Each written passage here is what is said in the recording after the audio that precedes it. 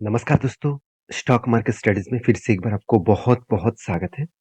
आज यहाँ पे मैं डिस्कशन करूँगा कुछ इम्पोर्टेंट कंपनी के अपडेट के बारे में। तो इस वीडियो को लास्ट तक ज़रूर देखिए और अभी तक अपने चैनल को सब्सक्राइब नहीं किया तो ज़रूर कर लीजिएगा, क्योंकि कुछ इन्फॉर्मेशन जो आपने शायद पहले कभी नहीं देखे, वो इन्फॉर्मेशन मैं आपके साथ शेयर करूँगा। तो इस वीडियो को लास्ट तक देखना और अभी तक अपने चैनल को सब्सक्राइब नहीं किया तो ज़रूर कर लीजिएगा और साथ ही साथ टेलीग्राम को भी जॉइन कर सकते हैं, जहाँ पे आपको सारे अपडेट्स मिलता रहेंगे।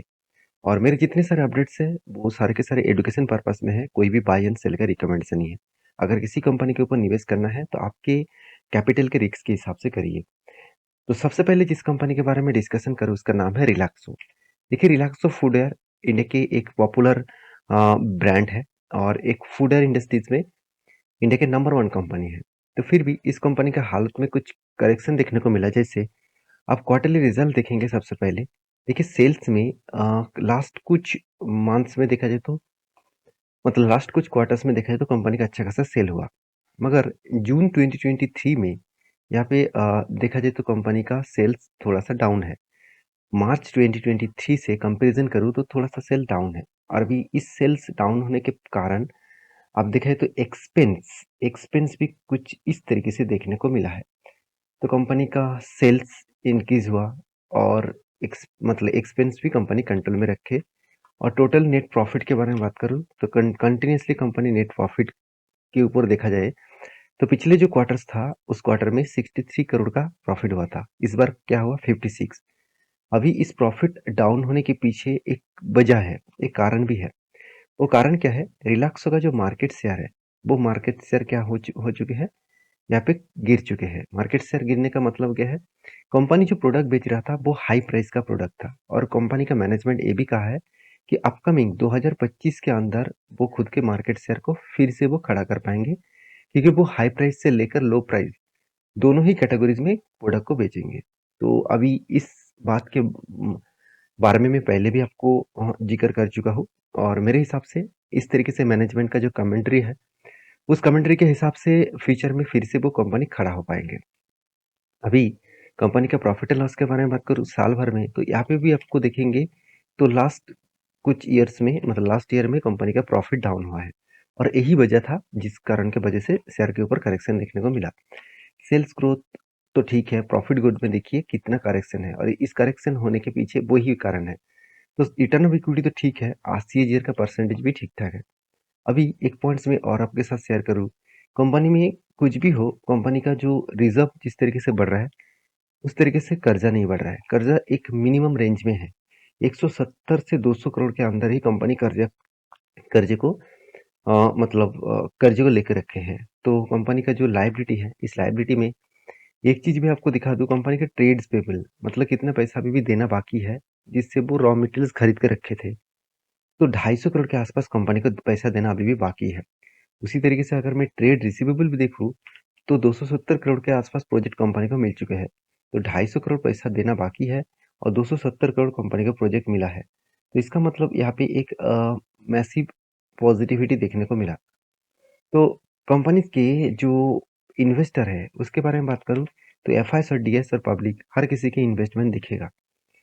और एक चीज मैं आपको बता दूं, कुछ दिनों से देखा जाए तो पूरा का पूरा अप्रैल मंथ देखेंगे तो अप्रैल मंथ में देखिए लगातार लगातार इसके ऊपर डिलीवरी उठा जा रहा है। कितना 61%, 62%, 58, 55%, उसके साथ साथ 40 to 45% और 50 to 54% इस तरीके से कुछ डिलीवरी देखने को मिला है।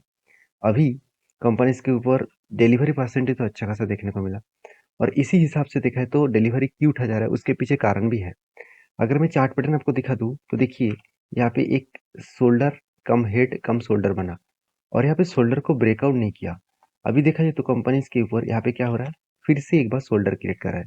तो सोचिए जब कंटिन्यूसली कुछ शोल्डर क्रिएट होता है उसके बाद ब्रेकआउट होता है तो सोचिए एक बड़ा सा आपको मोमेंटम जरूर दिखेगा। और मोमेंटम किस तरीके से हो सकता है, देखिए मेरे हिसाब से मोमेंटम इजीली और जिस तरीके से यहाँ पे टारगेट निकल के आ रहा है वो टारगेट इजीली अचीव हो सकते हैं, क्योंकि यही कंपनी के लिए एक स्ट्रॉन्ग रेजिस्टेंस कम सप्लाई जोन था। तो उस लेवल तक वो इजीली जा सकते हैं। हाँ, यहाँ पे फर्स्ट टाइम यहाँ पे जाने तक यहाँ पे थोड़ा सा होल्ड करेगा, थोड़ा सा करेक्शन हो सकते हैं, फिर से वो ऊपर जाने का कोशिश करेगा।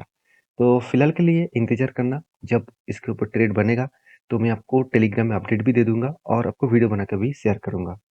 तो अभी जाकर टेलीग्राम को जॉइन करिए और वीडियो अच्छा लग रहा है तो प्लीज़ एक लाइक ज़रूर कर देना। नेक्स्ट जो कंपनी जिसके बारे में बात करूँ उसका नाम है एमसुमी।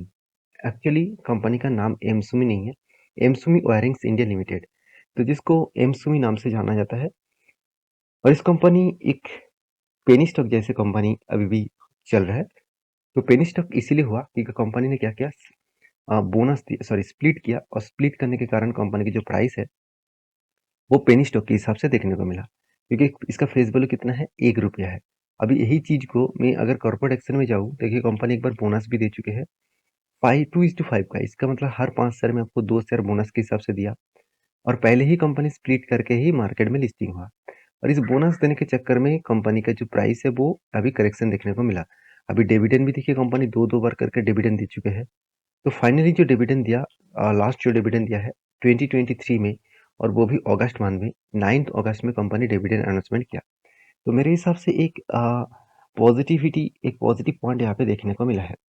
तो मेरे हिसाब से एक अच्छा खासा यहाँ पे कंपनी का परफॉर्मेंस देखने को मिल सकता है, क्योंकि कंपनी का जो बिजनेस मॉडल्स है वो फ्यूचरिस्टिक विजन के हिसाब से है।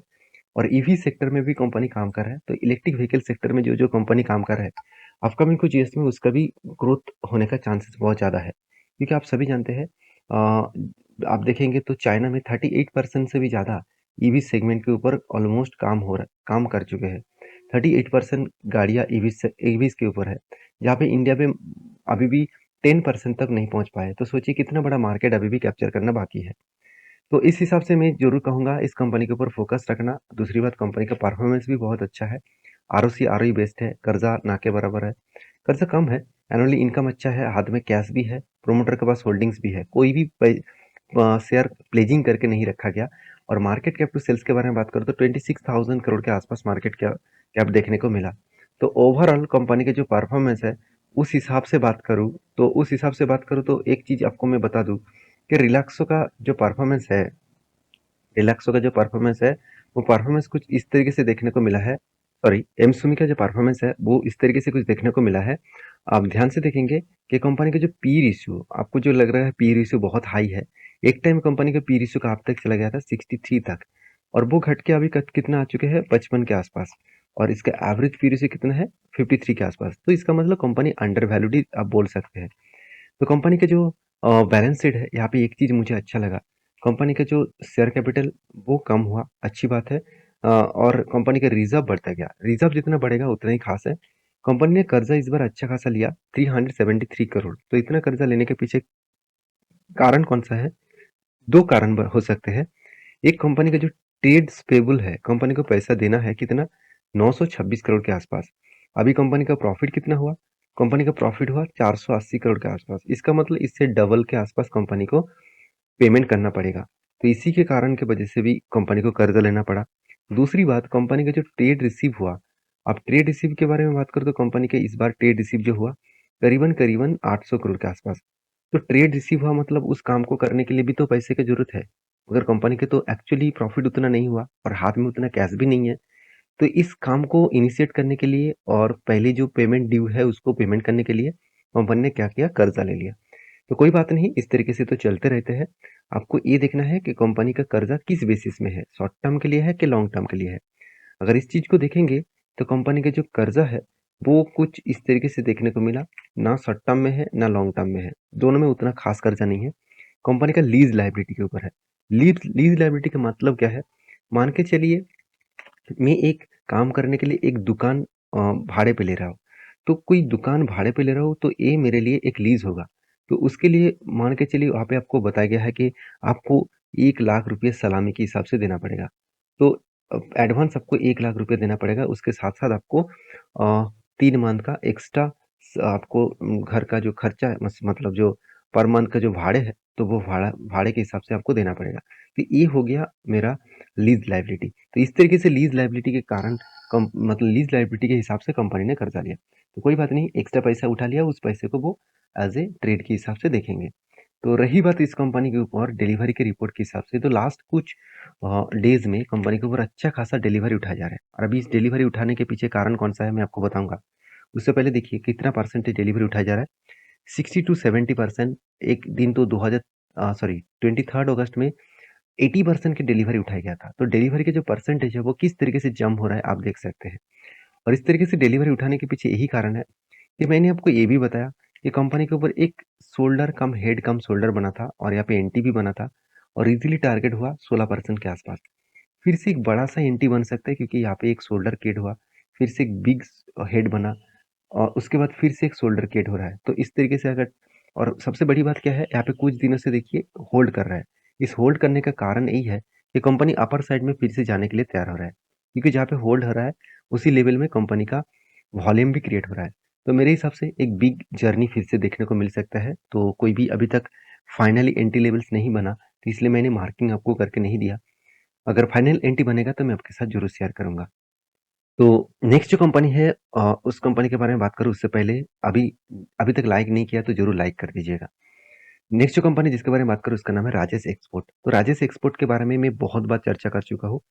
मैं इस कंपनी के ऊपर बहुत बुलिश हूँ और बुलिश इसी कारण के वजह से हूँ क्योंकि कंपनी का जो परफॉर्मेंस है मुझे बहुत शानदार लगा और उसके साथ साथ कंपनी ऑल ओवर वर्ल्ड में 30% मार्केट शेयर लेके रखा है। 30% मार्केट शेयर लेके रखा है, इसका मतलब क्या है, कंपनी का जो बिजनेस चल रहा है उस बिजनेस में देखा जाए तो कंपनी 30% खुद खुद का ऑल ओवर वर्ल्ड में खुद का परसेंटेज लेके रखा है।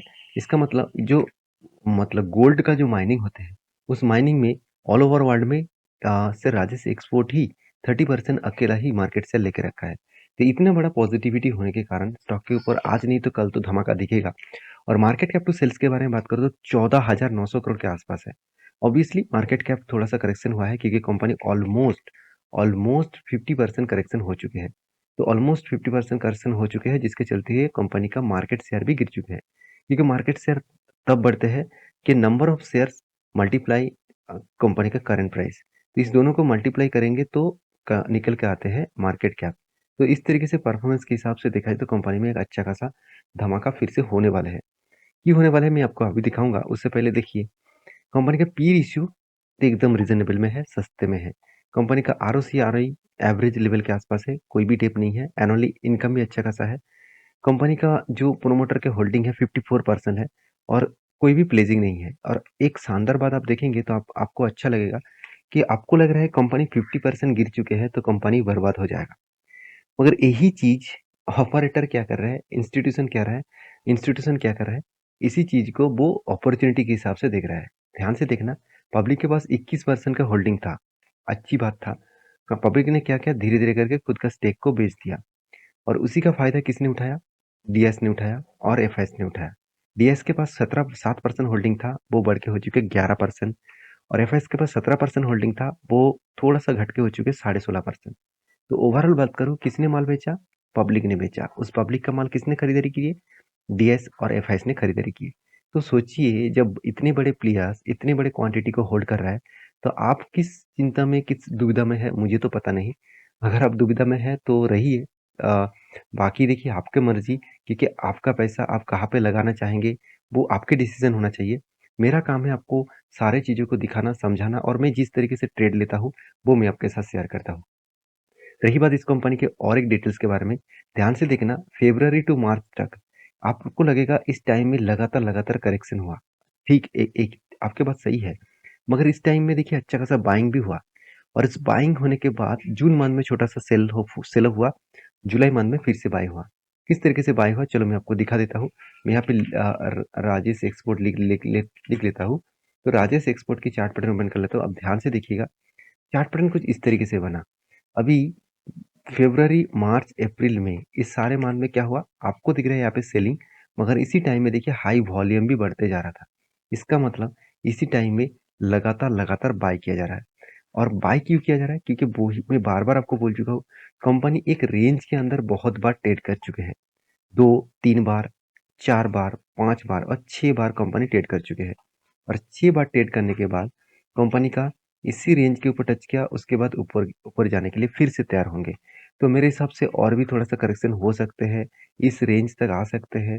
कोई बात नहीं, अगर इस रेंज तक आए तो मैं और भी क्वांटिटी उठाऊंगा और मेरे एवरेज और भी नीचे बनेगा, क्योंकि मुझे इस तरीके से टारगेट जरूर मिलेगा। मैं इस भरोसा में चल रहा हूँ।